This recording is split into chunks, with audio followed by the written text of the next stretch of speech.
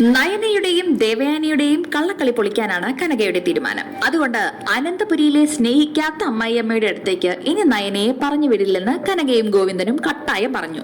ഇക്കാര്യം ദേവയാനിയും അറിഞ്ഞു. വിവരമറിയാൻ ദേവയാനി നയനയെ ഫോൺ വിളിക്കുകയാണ്. കനകയുടെയും ഗോവിന്ദന്റെയും നിലപാടറിയാൻ നയനയെ ഫോൺ ചെയ്തിരിക്കുകയാണ് ദേവയാനി. അമ്മയും അച്ഛനും തന്നെ ഇനി അങ്ങോട്ട് വിടുന്നില്ലെന്നാണ് പറഞ്ഞതെന്ന വിവരം നയന ദേവയാനിയോട് പറയുന്നു.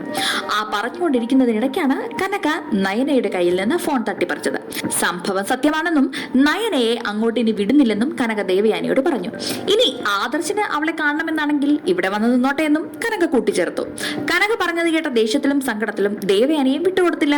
നയനയുടെ കാര്യത്തിൽ തീരുമാനമെടുക്കേണ്ട അവകാശം ആദർശിന് കൂടിയുണ്ടെന്നും അവൻ അവളെ ഇങ്ങോട്ട് കൂട്ടിക്കൊണ്ടുവരുമെന്നും ദേവയാനി പറഞ്ഞു. എന്നാൽ അങ്ങനെ ആദർശിനോടൊപ്പം നയന അനന്തപുരിയിലേക്ക് വന്നാൽ ഞങ്ങളുമായി യാതൊരു ബന്ധവും ഉണ്ടാവില്ലെന്ന് പറഞ്ഞ് കനക ഫോൺ വെച്ചു. എന്തായാലും കനകയുടെ തന്ത്രം നന്നായി ഏറ്റിട്ടുണ്ട്. അമ്മായിയമ്മയും മരുമകളും ഇപ്പോൾ നല്ല വിഷമത്തിലാണ്. എന്നാൽ ദേവയാനി ആദർശിനോട് നേരിട്ട് ഇക്കാര്യം പറയുകയും ആദർശ് എന്തായാലും അവരോട് പോയൊന്ന് സംസാരിക്കാമെന്ന് അമ്മയ്ക്ക് ഉറപ്പ് നൽകുകയും ചെയ്തിട്ടുണ്ട്. അതേസമയം വിവരമറിഞ്ഞത് ശരിയാണോ എന്നൊന്ന് ഉറപ്പിക്കാൻ കൂടി അഭി നവ്യയെ കാണാൻ എന്ന പേരിൽ കനകയുടെ വീട്ടിലെത്തിയിട്ടുണ്ട്.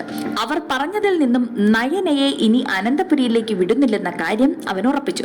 ശേഷം നവ്യയെ കണ്ട് താൻ സ്വഭാവമെല്ലാം മാറ്റി നന്നായി എന്ന് വിശ്വസിപ്പിക്കും വിധമുള്ള അഭിനയം നടത്തി മടങ്ങി. അനന്തപുരിയിലേക്ക് പോകുന്ന വഴി അവൻ അനഘയെ കാണുകയും കുഞ്ഞിനെ ഒരുപാട് വൈകാതെ ഏറ്റെടുക്കാമെന്ന് പറയുകയും ചെയ്തു. എന്നാൽ അനഘയ്ക്കും അഭിയെ വലിയ വിശ്വാസം പോരാ. ഏതായാലും കല്യാണമാണെന്നല്ലേ പറഞ്ഞത്. കുഞ്ഞിനെ ഏറ്റെടുത്തില്ലെങ്കിൽ മണ്ഡപത്തിലേക്ക് താൻ കുഞ്ഞുമായി കയറി വരുമെന്ന് അനഘ പറയുന്നിടത്ത് വെച്ച്